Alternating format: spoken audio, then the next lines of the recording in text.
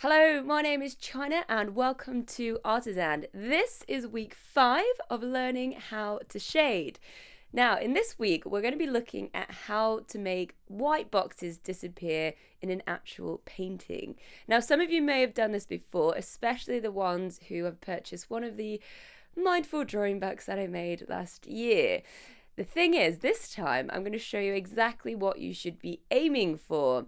I know we know what we should be aiming for, but we really need to look at it in a bit more detail because I've seen a few people do it and actually the boxes just aren't dark enough. So I want to make sure you do the thing that you need to do. So grab your pencils and let's get started on the Mona Lisa. I'm going to start just at the top here. So remember, the aim for this is to make this white box disappear and blend in with the background. So what I'm doing is I'm starting with my 2B pencil and I'm just gently building up the layers.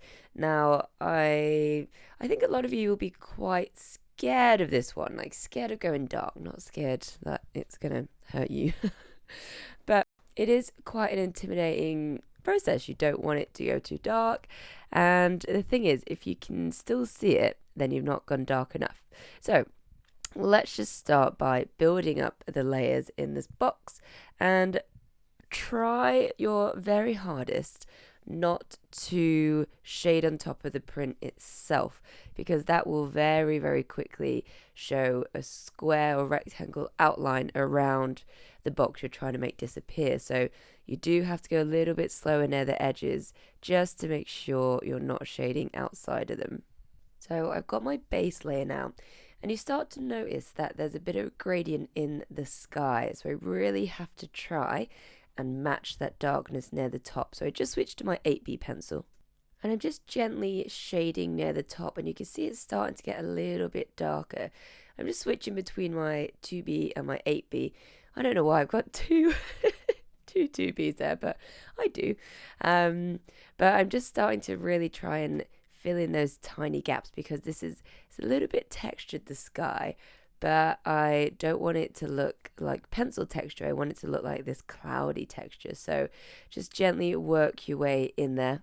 And you can actually see when I hold my sketchbook like this, it looks like it's really starting to match. So when I laid it down, the reflection made it look a lot lighter. So definitely hold your book or have it in a way where you can see the true value of it rather than the reflected one, because this is looking so much different now. Look, see, it's like I've done no work, but clearly I'm done, and that's blended in. So moving on to her head now.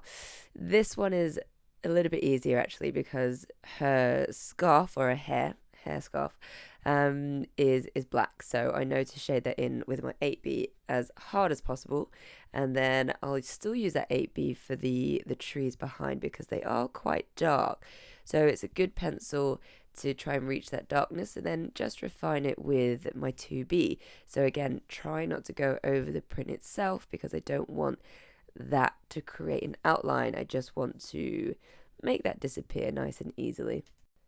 And when I hold it up, it should disappear, but this line is rubbish. So in a second, I'm actually going to get a drawing board so that I have it on an angle and it's much, much easier for you to see the values and for me.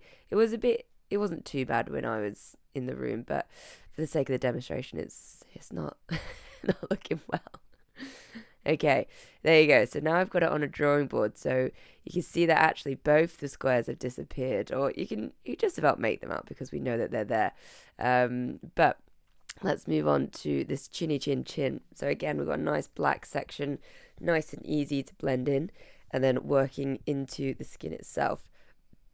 So the skin of Mona Lisa is so smooth. It's this Renaissance style painting where everything's incredibly soft. So do mix between your 8B and your 2B, and wherever you see the edge of the face kind of get darker and get lighter, do try and match that and try and join that from one end of the box to the other, just like on her chin here, because it does need a little bit of extra work. Okay, good. That's looking all right. That's really disappearing, and again, that reflection in the bottom left, that's the only reason why you can see that corner, but pretty happy with that. So let's go now to the neck. Now, again, this is a bit like the sky. It's a little bit of a subtle gradient. So just want to blend this in, try and make that disappear, try and build it up in shade, but try not to go over the edges. I bet you've done one or two over the edges, because I've done this a couple of times and I have definitely done that. Like, why can't I see an outline? And it's very annoying. Anyway, it's getting there. You can see it's almost disappeared. So I'm just going to work on that a tiny bit longer. And on yours, if you think it's almost disappeared, do give it a little bit more time. Clean up your edges and you'll be like, oh my God, wow, it's bloody disappeared, hasn't it? It's great. So there we go. Just a little touch of the 8B, a little cleanup of that edge. Oh, went a bit too dark. Whoops, rubbed a bit too much out. And boom, there we go, we have it. Okay, now a bit of the fabric. This one is definitely more challenging because there might be something in that square that we can't see. So actually in this shading book, I have the original drawing in black and white on the left hand side, so I could check it, but for the sake of this exercise, I'm just gonna wing it because feels more dangerous, more exciting. Okay, so all I'm going to do is take each section at a time. So first of all, I want to match the skin, then I want to go into the fabric, and then I want to start thinking about where the shadows start and stop. So you can see now the skin has blended in, it's just that fabric bit, and the fabric is much darker than the skin, so I want to make sure I'm not being too scared about it. It does feel unnatural, or like we shouldn't be doing this, but do it. It's the only advice I can give you. Push hard. You'll notice as soon as it matches, you're like, oh, there it is. That's the point where it disappears. And you do have to break beyond this.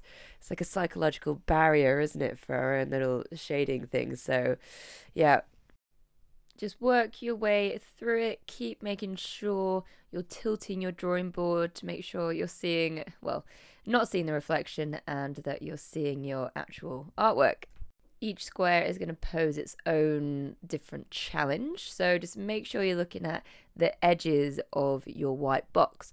What value is it at the edge? Is it really dark? Is it really light? Can I see my pencil still?